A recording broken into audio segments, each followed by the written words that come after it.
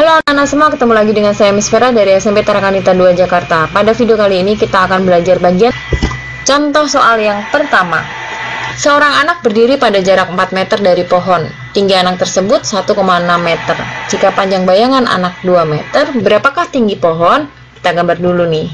Jadi, di sini ada anak berdiri dengan jarak 4 meter dari depan pohon nih. Dan bayangan anak itu panjangnya 2 meter nih bayangannya. Maka di sini kalau kita tarik garis jadi seperti ini ya. Lalu dari bayangan ke puncak pohon, maka di sini membentuk suatu segitiga dengan sifat garis jajar. Tinggi anak itu 1,6 meter, yang ditanyakan adalah tinggi pohon. Gampang ini. Kita buat perbandingannya. Jadi 2 per berapa ini? Per 6 sama dengan 1,6 per N. Kemudian dikali silang aja. Jadi 2 dikali N sama dengan 6 dikali 1,6. Lalu di sini bisa disederhanakan. Di sini ya, maka N sama dengan 4,8 meter. Tinggi diletakkan pada sehelai karton. Ini kalau ada kayak gini langsung kita gambar aja supaya enak untuk mengerjakannya.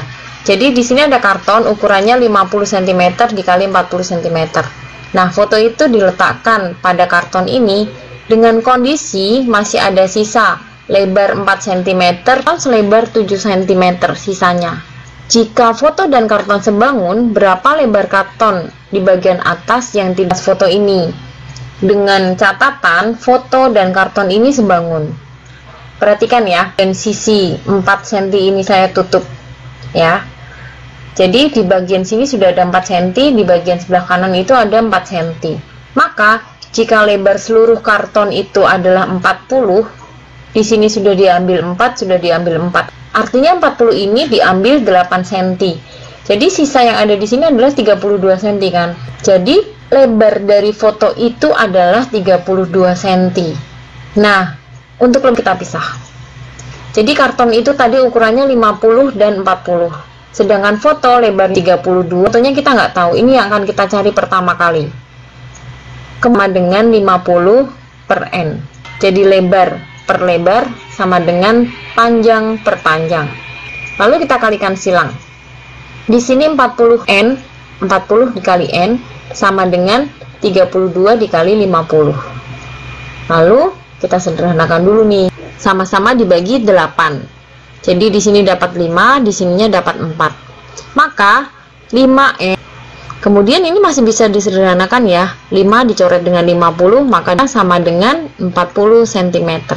Jadi fotonya itu adalah 40 cm nih. Nah, sekarang tinggal lihat ya. Total dari seluruhnya ini sisanya adalah 3 cm.